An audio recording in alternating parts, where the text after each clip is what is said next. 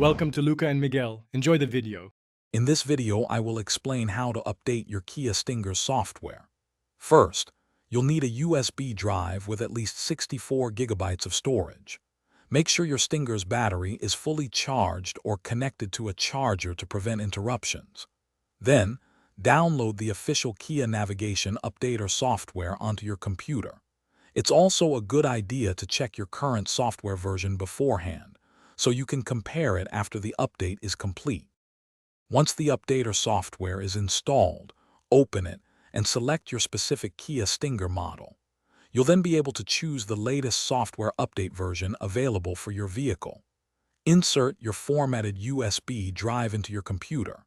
The updater will guide you through the process of downloading all the necessary update files directly onto that USB drive.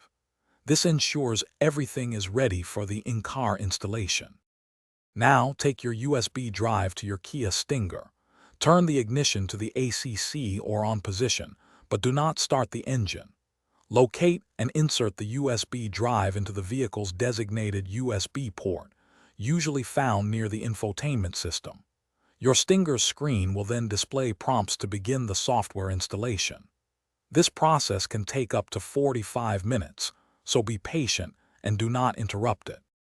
It is crucial not to remove the USB drive or turn off your Stinger's engine while the update is in progress. Once the installation is complete, your vehicle's display will confirm the successful update. You can then safely remove the USB drive.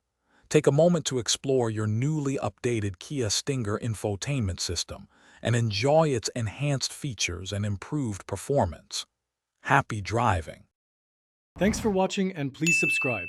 It's the best investment you'll ever make.